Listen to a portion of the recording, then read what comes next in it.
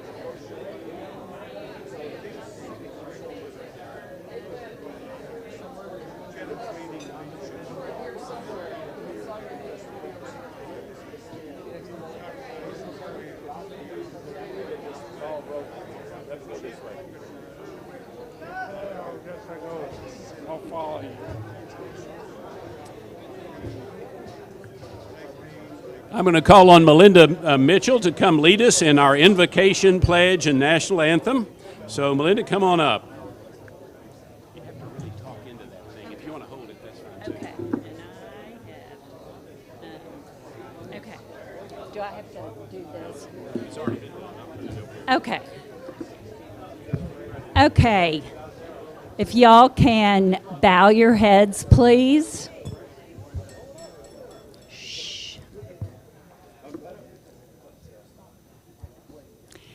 Dear Lord, we thank you for this beautiful day and the many blessings you have provided in our lives. We ask you to comfort and give peace to those suffering and without help. And we thank you for the opportunity to come together for fellowship, education, service, and shared meals. In a world where many see and feel much divisiveness, help us to remember the words of Martin Luther King Jr. Darkness cannot drive out darkness, only light can do that. Hate cannot drive out hate, only love can do that. Please, Lord, in your name we pray, amen. And now let's say the Pledge of Allegiance. I pledge the allegiance to the flag of the United States of America and to the republic for which it stands, one nation under God, indivisible, with liberty and justice for all. And now the national anthem.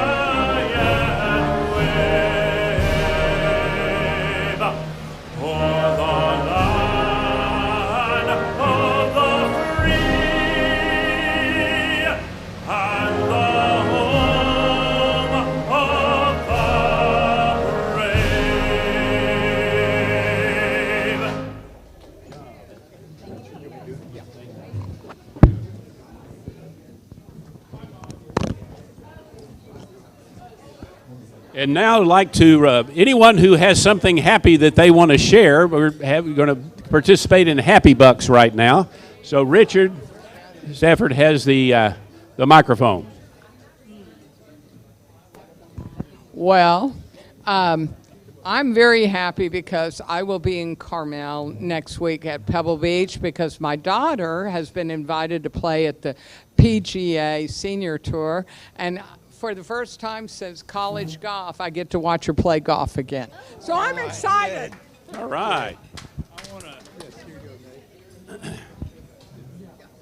As everyone knows, I'm a big UGA alum, and there's as everyone knows, I'm a big UGA alum, and I know there's some Texas alums here. I'm looking to score a ticket down in Austin for the game. If anyone can help me out, it'd be greatly appreciated.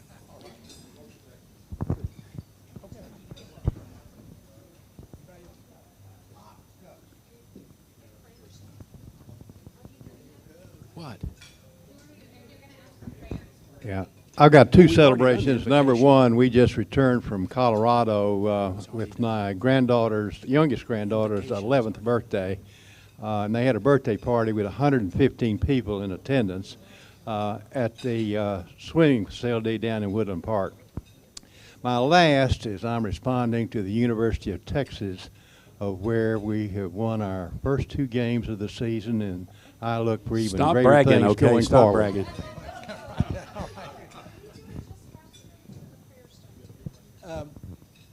You know, we did not know. We just need to. I'm sorry, this is not a Happy Bucks. This is for a prayer. I don't know if you know, but our dear Susan Glenn was just diagnosed with breast cancer, and it's early stages though. And so we need to all pray for her today, guidance in picking the right oncologist and figuring out the right treatment plan. I just want us all to keep her in our prayers, please. Anyone else with a happy thought they want to share? All right, then that was not a happy thought, but sorry we didn't get to that at the invocation. We did that at first, and so sorry about that. We should have asked. All right, with that said, introduction of guests. Yes. Richard is going to... Well, I'm going to introduce Porsche a little bit later, so Okay, she's good. our speaker today. Yeah, Jim. This is my guest, Tom Deacons. He and I started college together 64 years ago. Wow. But he lives here. Welcome. Siobhan has a guest over here, too. Thank you, Richard. I would like to introduce two friends of mine that are coming here for the first time to the club today. Ms. LeBon, CEO from LeBon LLC, that we met at the Park City Club and introduced by a good friend of mine as well. And Sunny Sanchez, who is moving actually from Indiana to Dallas. And actually, Sunny and I, we were friends since teenagers. So Wow. it's the first time in the club as well. I mentioned to them both that they can come to the club if you can go ahead and give them a welcome to the club. Thank you. Great. And I'm not going to make you stand forever, but Keita's right here. So Keita, you know, you're a guest from People. Hello, my name is Quita Johnson. I work with Park City's People in Preston Hollow, People newspapers. I'm one of the advertising executives there, and Pat Martin invited me here in her absence. So thank you guys for having me. You bet. Welcome. I will be back.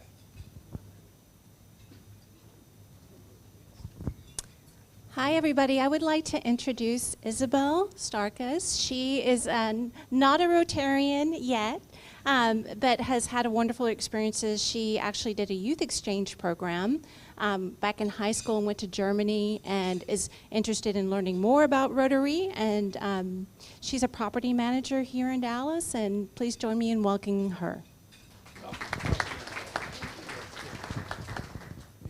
Anyone else?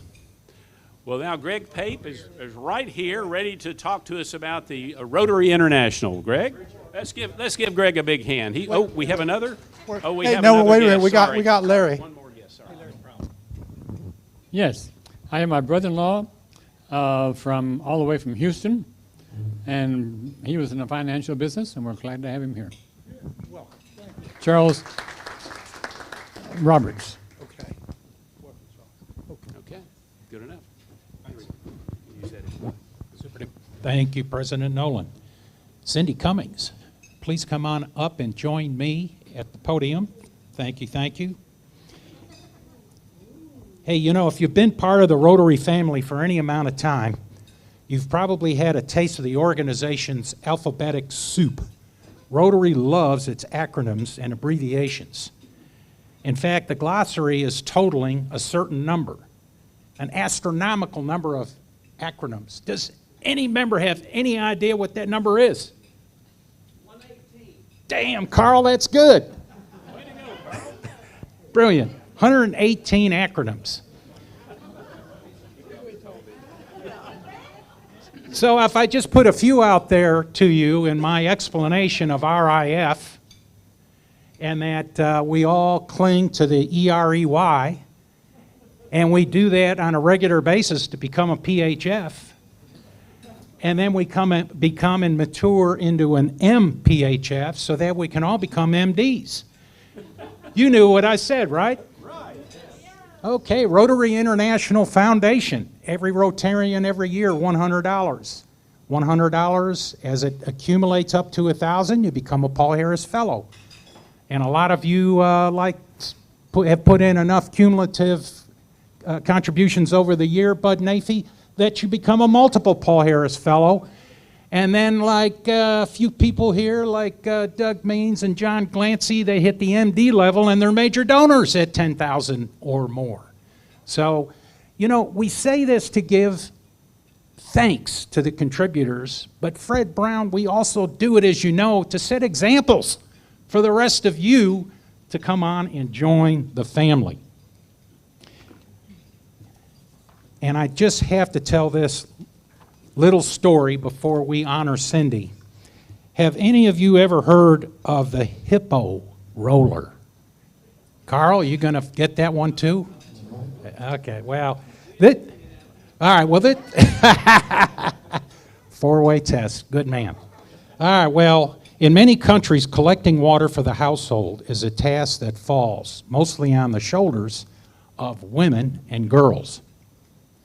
This chore results in missed school, health problems, and fewer opportunities to generate additional household income. The Hip Roller Initiative is a streamlining water collection with a simple collection solution, a rolling barrel with a handle. This roller is a rolling barrel with a handle is a tool designed to alleviate the daily burden of millions who trek long distances to fetch water. More than 70,000 units have been distributed globally, particularly in Africa, helping almost 1 million people. The Hippo Roller Initiative's success can be attributed to a network of groups committed to solving water portability challenges. Among these, guess who the groups are?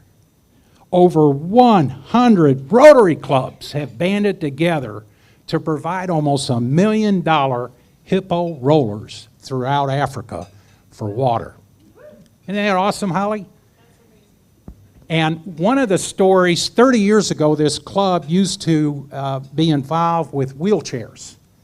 And we spent thousands and thousands, this district, to support that. Gary Lewis, the son of the actor-comedian Jerry Lewis, was president of the Wheelchair Society for years, globally. And he used to come and visit our district. And it's a very touching story that he and a few other volunteers here in our district went to Uganda and distributed about 1,700 wheelchairs in Uganda. Why am I saying that? Because a lot of the individuals that needed those wheelchairs were not only victims of polio, but they were women and girls, their kids, that had to get water. And they took these huge jugs, I don't know that I could do this, and they would put it on their heads and walk anywhere from 1 to 3 hours to get the water and back home per day.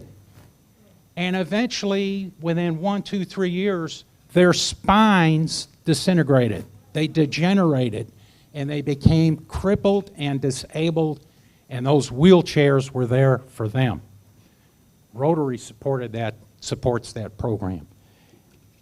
John Brown, thank you for your very significant contribution to the Rotary Foundation today.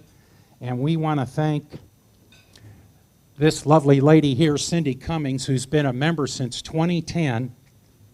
And she is now a 5th level Rotary Foundation contributor. Cindy Cummings. God bless you. Mr. President. Thank you so much, Greg. Appreciate it. Marketplace Advertiser. Mark KASHAR, come on up and talk about LYNN SURLS. Thank you, Nolan. All right, today's Marketplace Advertiser is LYNN SURLS, representing Richardson Timbers. A complete timber milling company, Richardson Timbers, was founded in 1949. They specialize in milling wood timbers and producing custom millwork products. They offer Douglas fir, kiln-dried fir, western red cedar, mixed hardwoods, and specialty exotic timbers. Their services include exclusive finish, saw texturing, surfacing, hand-hewn finish, custom sizing, sliding patterns, precision end trim, and a variety of manufacturing services for customer materials. They also produce a wide selection of custom manufactured corbels, brackets, rafter tails, and timber truss arches. They combine the craftsmanship of yesterday and 75 years of experience with the technology of today to produce products that are both bold and beautiful. Their lumber and building supply customers provide timbers from Richardson Timbers to builders who construct outstanding homes, buildings, and other structures across the U.S. Their wealth of experience and extensive capabilities allow us to be an important part of the supply chain. So you got to contact LYNN SURLS for details on how they can help. And if you have no idea of the woods that I just mentioned, they're so good that they were announced, that LYNN was announced the 2022 Texas Lumbermen Association Associate of the Year. So they must be really good. LYNN SURLS is also an SMU alum with an MBA in accounting and finance. So let's thank LYNN SURLS for his longtime support of the club and the hub. Thank you. Thank you. I'd like to call on Philip, come up and share a word about your event. Thanks, Nolan. Last week, Sarah Ollier made the comment or the announcement that they're forming the new cohort for this year's Legacy of Leadership group. I was a member of this past year's, and in fact, if the members of our cohort would stand up, several of them in here, we're going to have our capstone project, in addition to the leadership agenda, where you learn a lot about yourself, how to do conflict resolution, organizational skills, those sorts of things. There's a capstone project. Ours, as we've made an announcement before, is a custom-wrapped book vending machine that's going to be placed at the Jack Lowe Senior Elementary School. On Tuesday morning, it's going to have the ribbon-cutting ceremony. So everyone's invited to that. Gathering around 8, the actual 30-minute ceremony is going to be beginning at 8:30. The school is in the Vickery Meadow area, 7,000 Hickory Hill, and let's see, Betty was able to put that into the hub, to the actual little announcement. But anyway, 30-minute little ceremony. Kids are organized and already excited. The machine is being delivered today, I think, going to be stocked with books, some of which North Texas Food Bank donated, in addition to the inserts, as we added a health and nutrition aspect to it. So it's going to be a lot of fun. Short little thing on Tuesday morning, 8 o'clock. Thanks. Thank you so much, Philip. And Holly, come and make your announcement about the foot care clinic that's coming up, foot care for the homeless. All right, hi, it's only 2 weeks away, and I really need nine more volunteers. So please, please look at your emails. You would have gotten an invite earlier this week. You'll get another one the beginning of next week.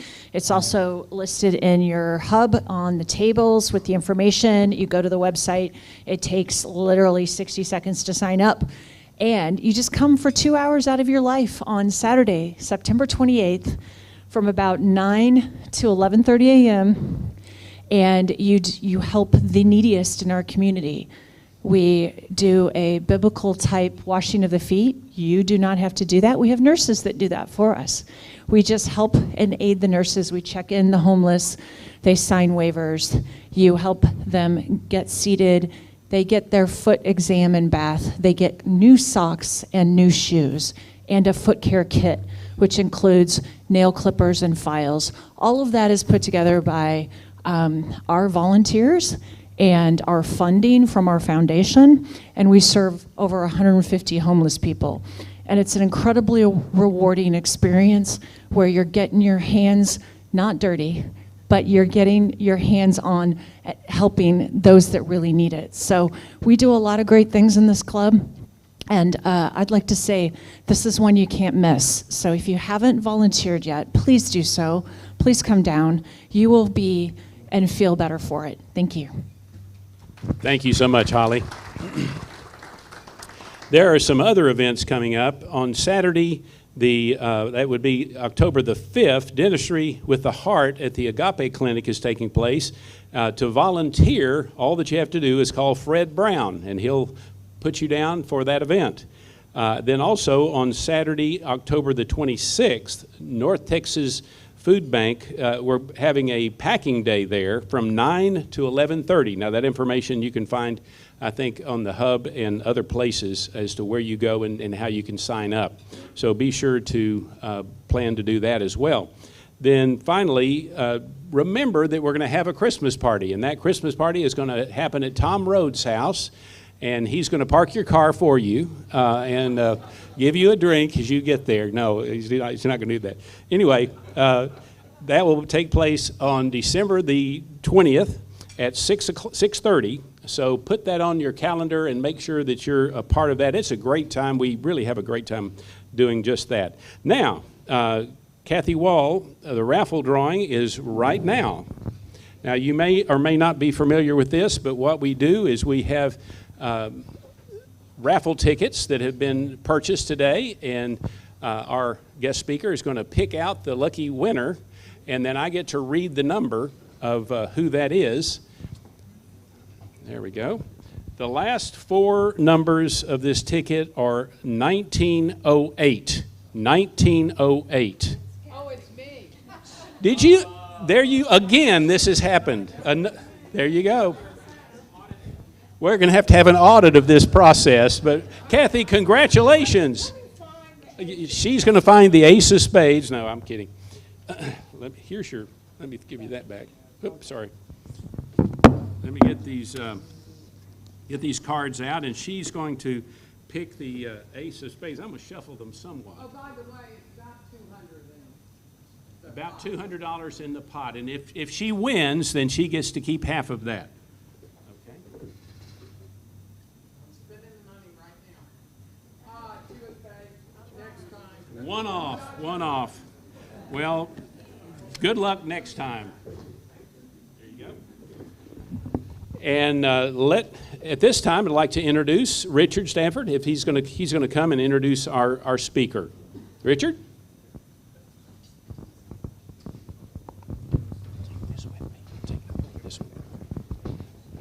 Porsche McGinnis really has had a career in community engagement. I mean, that's 15 years or more of doing that. She's the community representative for the Dallas area rapid transit. What jumped out at me was you're required to be in very different parts of Dallas. She has 3 areas. One of them is here in the Park Cities. One of them is in southwest Dallas. And the other one is Addison. So you see a lot of the area. We left it wide open for her to talk about DART because DART has so many different programs. Oops, sorry about that. So many different programs they do, and you've got some literature on the Silver Line too. She can talk about that. But that's a major part of Dallas that we don't know enough about. I mean, that helps power this city, and so it's a privilege to introduce Porsche McGinnis.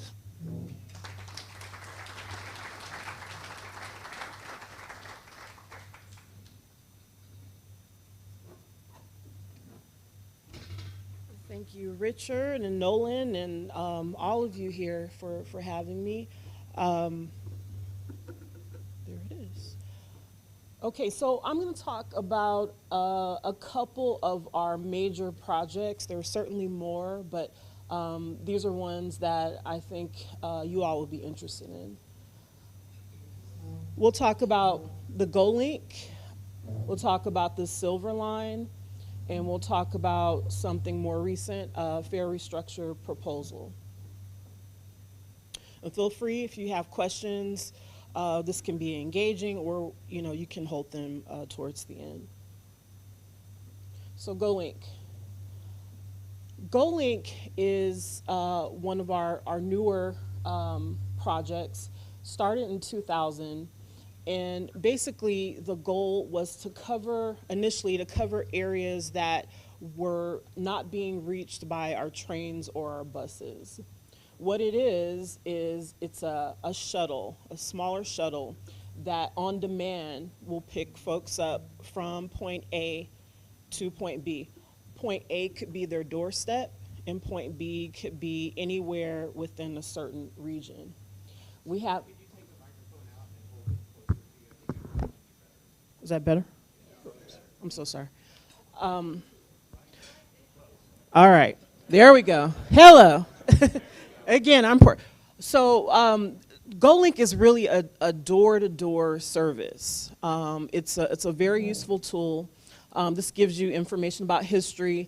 I won't go over line for line. If you're interested, I will give you access to the PowerPoint.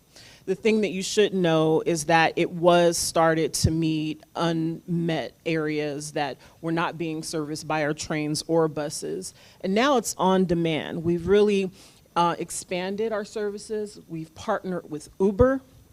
And what that means is that when our shuttles are unavailable, an Uber driver, similar if you've ever taken an Uber, will come to where you are, will pick you up and take you to that location.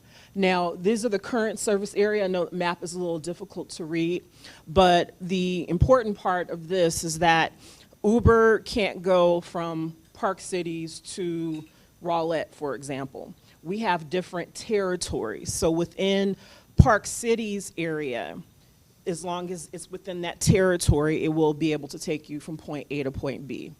And just to give you an example, these are ways that you can pay with our GoLink and also with our buses and trains. If you haven't heard of it, the GoPass app is something you can download, and you can have access to your phone just like any app, and it will, just like a Google map, you can type in the location that you're wanting to go.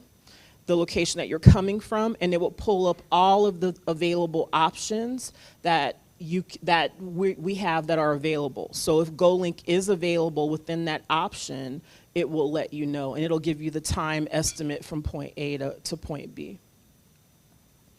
So it's the same cost as you would pay for the bus or the train. So currently $2.50. And so that would be included within the single ride cost. So this is just a scenario. This is Liz, and she wants to get to Home Depot. And so what does she do? She hasn't downloaded the Go app. She's not really sure what to do, so she calls a number. Someone on that receiving end walks her through the scenario, gives her a time estimate. In this case, it's just under 30 minutes. Tells her how much the cost is. It'll be $2.50. And what happens is when the GoLink picks her up from her location, there's a virtual tap because she's already paid. She's had this interaction over the phone. In this scenario, Michael actually has GoLink downloaded. He knows that he can access by, like I mentioned, downloading the app. He's put in his information. He's going from X to B location. Once GoLink picks him up, there's a contactless zap on his phone that lets Michael know that his route has been paid for. So that's essentially what GoLink is. Can I see, has anyone heard of it prior to me communicating it now? Okay, has anyone used it? No one. Okay, so like I said, it is a very useful mode from point A to point B. A lot of people, you know, we're close to the college. A lot of students will take it. I hear a lot of students say they find it a little bit easier, especially at certain times of night, a little safer for them. So it's just another way to get from point A to point B. And because we've partnered with Uber, there's no delay in time. If we are unavailable, then an Uber driver will come pick you up.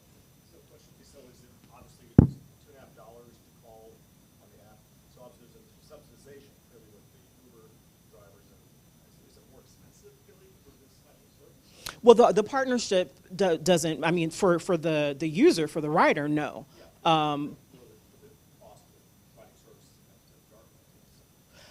No, because like I said, the Uber doesn't replace GoLink. It's just to pick up, right, it's just a supplement. So it's not like it's Uber doing it. It's just, you know, when that option is not available. One of the things that we have been talking about is potentially partnering with other similar groups. So I know there's Lyft, there's another one out there that hasn't been kind of signed on ink, but that is something that we're talking about, so that it's not just an Uber monopoly, and it kind of spreads that out a little bit, and it allows us to do more with that project as well. So. Sure. Yes, absolutely. So, well, it can handle a handicap rider, but the reason I pause is because we have a separate program, paratransit, specifically for handicap. That'll do exactly what this will do. They'll pick you up from your door and take you to point A and point B. That service is discounted even further than what you're going to pay for a single ride. So we're not discouraging folks who are handicapped from using GoLink, but why not take advantage of something that would benefit them greater? Yes. Could it take a group of people? So, like would you say there's 6 in our group and you charge six times? Right, and the reason I prefaced with Uber instead of saying that lastly is because if you think about when you've used Uber on the Uber app, the interface would work similar, right? You include how many people you're going, or who are going, you know, include where you're going to, you know, it would give you the options that are available. That's similar to our GoPass app, if you're using on the app. But if you don't have the downloaded app, in that other scenario, you can call the number and the person on the receiving end, you give them that information, just like you would with an Uber. Yeah. Okay, so our next major project is the Silver Line. Silver Line is a really exciting project, particularly for folks in some regions who do not have access to a train. I'm thinking about the town of Addison specifically. The Silver Line is a 26-mile alignment serving 7 cities. And if you look at the map, it starts from Plano, Shiloh, and it goes into DFW, 2 terminals, Terminal A and Terminal B. That would be American Airlines. So if you have another airline besides American, you can take a shuttle to that specific airline. We're anticipating, sorry. I was just wondering why this doesn't extend over to the Blue Line station near 635. All of the other north and south trains are connected with this, but Blue Line isn't. Yeah, you know, I can't answer that question when they were deciding why this area. I can tell you there are some, I think, unique things with the Silver Line that might be a little different than other areas. I'll talk about that, but I can mention briefly now. It runs almost parallel with the hike and bike trail. So you can take the Silver Line and get off on one exit essentially, and then walk along the trail or with your bike and then hop back on. Or you can take the Silver Line all the way to the end and then ride your bike, if you're bold enough, back to the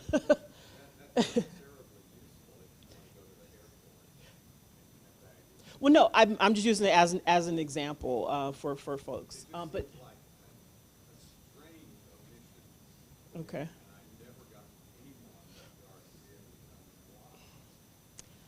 I can find out for you. We can talk afterwards, and I can get your information, certainly, and if you want to report back with the group. I can get that answer for you. Absolutely. If we wait till the end for questions, that way I can get the microphone and everybody can hear. That'd be all right? Okay. So it covers 7 cities. That would be 10 rail stations. I mentioned the regional trail, Cotton Belt Regional Trail, which, as you can see, again, I know the map is a little small. We can get those slides to you if you're interested, but it almost parallels the Silver Line. So this is what it looks like. It's pretty sleek. There's Wi-Fi, there's luggage racks, bike racks. It's a pretty nice looking train. We're anticipating, if I didn't mention before, running service would be either the end of 2025, early 2026. So you'll see a lot of ramping. If you've been in the downtown area, we're actually testing the trains, exercising them. So they won't stop. They're just going back and forth. So you may see that if you haven't already, if you're near the downtown area. And this talks about that. So again, it kind of goes into that. We're going to be doing testing certain areas, starting now all the way up through next year. We have what are called quiet zone areas. That won't be part of that during the testing. It's just running the train, making sure everything looks good.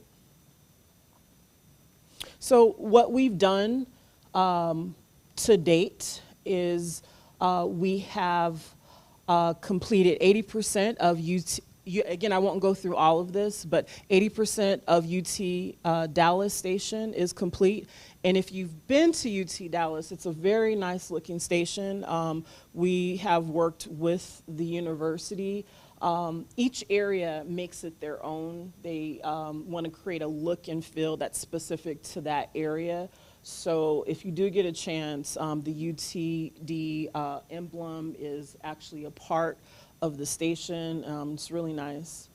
5 of 7 pedestrian bridges are over 90% complete or completed, and 30 of 61 Betterment walls are 90% completed. So our operating plan currently, as it stands now, is 5 a.m. to midnight. This actually is our operating plan. It's decided by usage and ridership. If there is a demand to extend that time, it's important that it can be something that can be looked at with board approval. This is just something that's kind of a baseline out of the gate. They'll run in 60-minute increments.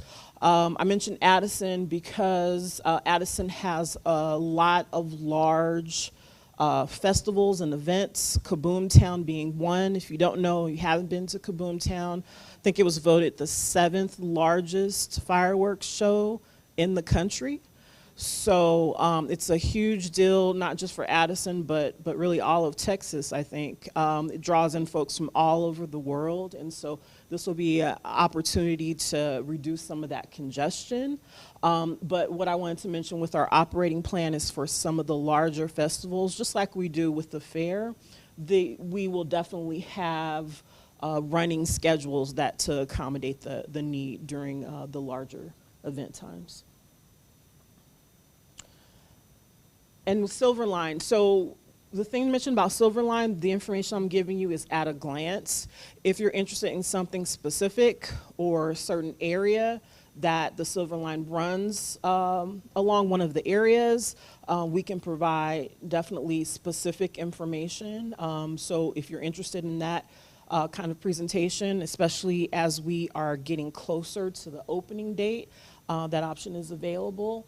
You can take a screenshot of the phone here. You can always contact me. We have a team, a Silverline team that is dedicated for this thing, just here. And then staying informed. There's a lot going on from construction to, like I mentioned, exercising the train, but just going back to construction, particularly how does that impact you? Not so much here in this area, but as you work or as you travel or as you visit some of these other areas, certainly, or you know people that might be interested who live along these areas that might benefit from staying informed. We send out collateral materials, e-newsletters, attending meetings regularly. We have our next biannual meetings scheduled in January. So if that's something you're interested in, we definitely go more in depth. We can provide you with how to stay abreast of that as well. Okay. Now our last item, we're kind of moving through. Am I going too fast, too slow? All right. Ferry structure. This is something you've probably heard about. So the ferry structure is a comprehensive proposal. Last year, we did a comprehensive study where we survey. I don't know if you were asked or if you heard about it, but we received, I think it was over 10,000 responses from folks. What would you like to see? What are some things, some challenges? Different questions to try to make their experience better, ridership experience better. And so the things that we're working on is security. We're working on our timeliness to make sure that we're on time. So those are some of the things that we're really focusing on as a result of some of the responses we received from that survey. This is not part of this, but just so you're aware, if you haven't already heard, in the news, we increased our fare enforcement officers. Security is a big deal. And while they aren't police officers, they are security on the trains. They're checking tickets. They're checking to make sure that there isn't any illegal activity. And that's all they do. That's their job, to get on and off the train. And if you've taken the train, if you ride the train and you haven't seen them, probably the reason is because if you ever gone to Europe, you know, you can just kind of walk through. Well, with our trains, you have to get on and get off for each box, right? So you probably haven't seen them because they're on a box, they get off, and then they get on another one. But we've increased our presence tremendously. Also with cleanliness is another big item. We have folks whose job is after each bus parks in the port before it's time for them to take off again. Their job is to make sure that the buses and the trains stay clean. So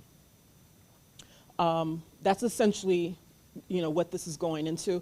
The other piece I'd like to mention is that before we get into the fare restructure proposal, it's important to know that each transit agency regularly looks at their fares and how they are parring with the economy at that time, and they decide to make changes or not. That's something that's regularly done by any transit agency. DART hasn't done this looking at our fare structure since before COVID. So while this is something that's done every 2 years or so, we haven't done it since before COVID. So what we've tried to address, the complexity of the fare structure. We have currently, if you ride the train or the buses, can I just get hands? Do people regularly ride the train or buses, or has anyone rode the train or bus?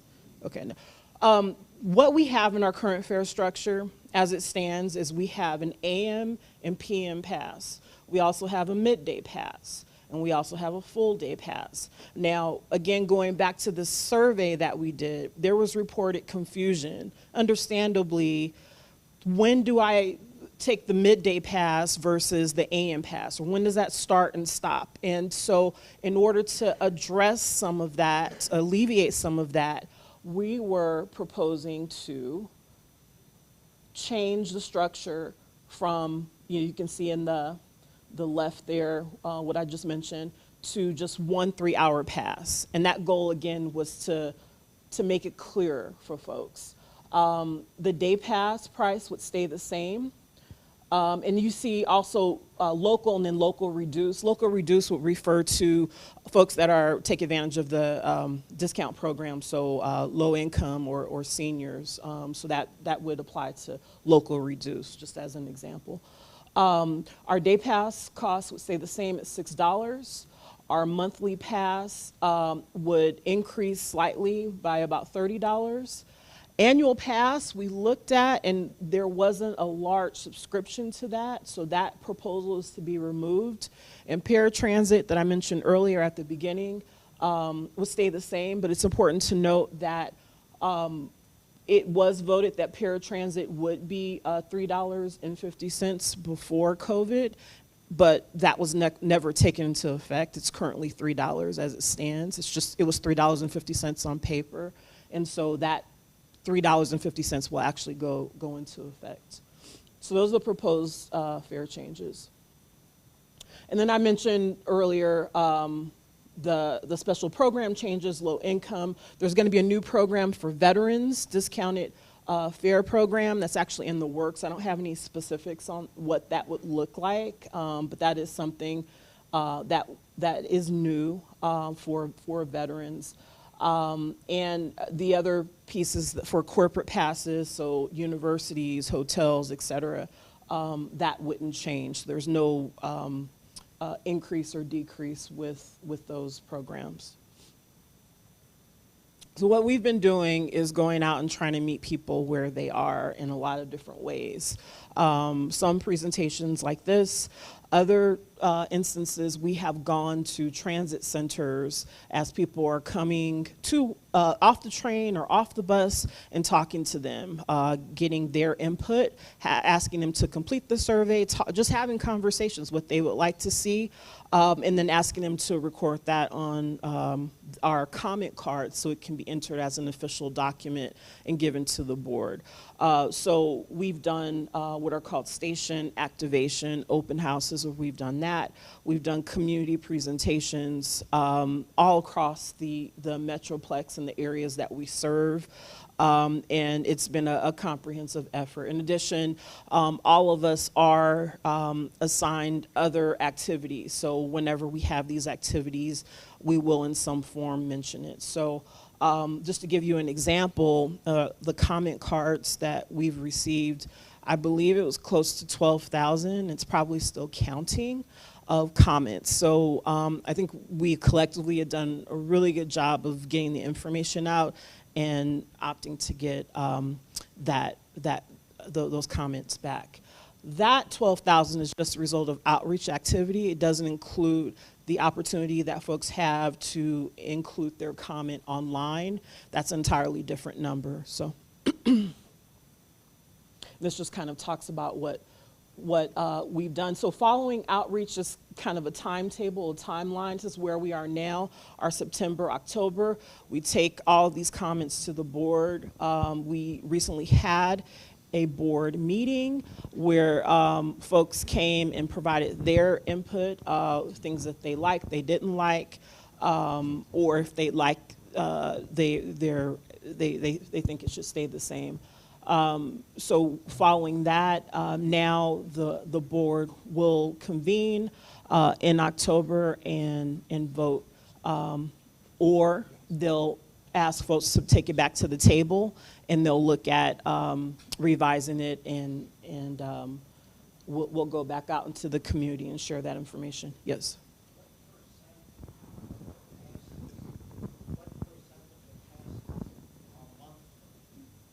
Currently, I'm sorry, I don't have the current, but it was definitely low enough for them to justify proposing to have it removed for the proposal. So.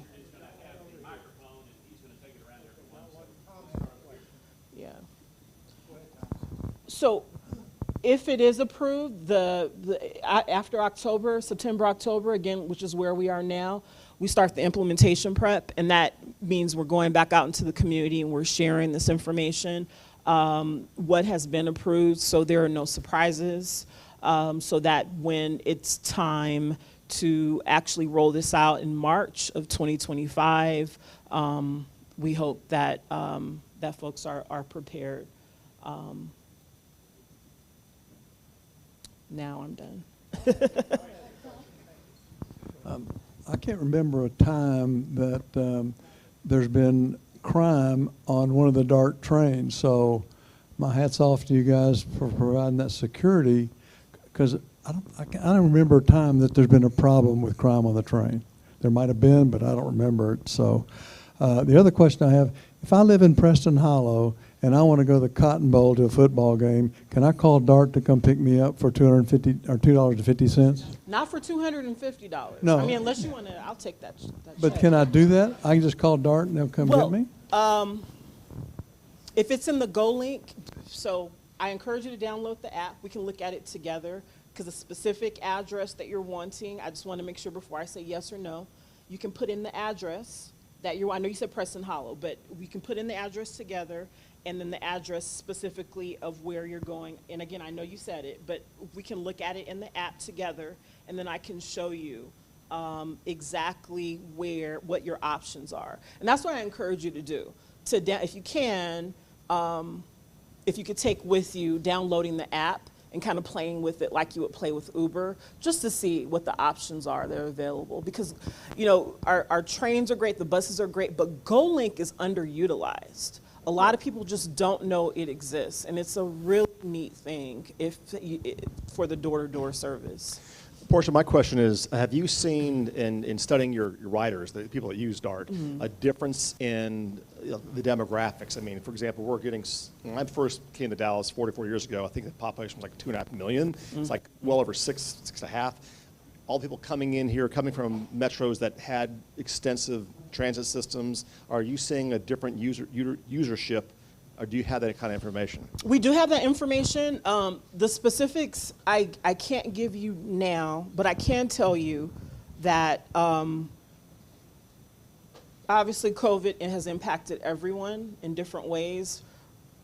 we're no stranger to COVID. Ridership definitely has drastically increased. What we see now is a trending upward. So we're actually almost at our pre-pandemic levels. We're seeing a lot of increases, though, kind of getting to your specific point, with a lot of different, we're seeing different types of groups, right? We're seeing a lot of weekend riders, so folks that are using it more for more leisure activities. We're seeing, there's an increase with students. And I mean, increase of population, that can't be understated. Dallas is, I believe, the largest growing city in the United States, and it's projected in the next 10 years that we should get, another 6 to 8 million people. And so the good news is we have room to expand, but we need this type of structure in place to take folks where they need to go. Okay, So- Portia, we've got two. Holly's going to ask one, and then Marshall, and we'll cut it off. Okay. So what about long-term parking? If you're going to the airport, are they going to make arrangements to, is that going to cost extra to park for a week if you're going out of town? No. So different stops will have different options for parking. Some have larger parking lots, and some have what are called kiss and rides. So that's just under 20. It's kind of self-parking. So if there's available parking, you're welcome to park and take the train and then come back, but it's on your own. There is security at the train, but it's not, their security is not in place to make sure, right. That is correct. No. As long as there's parking available. Now, the only caveat I would say would be at UTD, because that is kind of a special case because of this. There was negotiations to have our own parking, and then it kind of went back and forth. I'm not sure where it is now. That would be the only caveat, but other than that, then no. I have a question and observation, maybe even two observations. Question is, what are the annual revenue sources for DART? I mean, do they come from a lot of different sources, or, I mean, is there any federal sources, or what's the breakdown? There is a penny tax for all of the cities or towns that we service. But our ridership is a big component of that as well. For us to do, like I mentioned, some of the expansion that we're wanting to do, some of our larger projects like GoLink, and make it even more accessible, make it even more timely. There's a lot of things that we want to do to make it easier for people to get from point A to point B, and so that helps. And there's also grants as well. Another piece that we haven't covered is we have a whole team working on sustainable transportation, and so we do have electric buses. There's other things that we're doing to kind of do our part, and all of that takes resources, as you can imagine. Go ahead and make your observation. So my observation is, so I was born in Atlanta, Georgia. Now, I've lived here for 49 years, lived here a long time. That being said, I know that rapid transit systems, there's a lot of politics involved. Atlanta has MARTA. You're probably familiar with it. Mm-hmm. So MARTA was a mess and is a mess. And DART is so far ahead of MARTA. I can't even begin to tell you. MARTA goes north and south, east and west. DART is all over the place. So kudos to you all for that. Thank you for saying that. And it's important, I was speaking with someone, I can't remember who earlier, is that it's important to note that each transit agency, as a planner, you're actually one of your members here was a planner. So if you're interested in how that works, not to put you on the spot, but she can talk to you more about that. But your goal is to really look at the landscape of the area that you serve and try to make those connections. And so DART is unique in that regard, for sure. So. Well, Portia, thank you so much for being with us today. Appreciate it. A book will be placed in your name and your honor at the Jack Lowe Senior Elementary School. So thank you for being with us. We really appreciate it. And if you have other questions you'd like to ask, I'm sure Portia will be here and willing to answer those questions. Next week, Mike Rosa will be our speaker, and Jeff Brady will be the chair of the day. He's going to be speaking on the Dallas Regional Chamber, and you'll be interested in hearing about that. Sarah Ollier is going to come and dismiss us. Let's all stand. Please join me in our four-way test of the things we think, say, or do. First, is it the truth?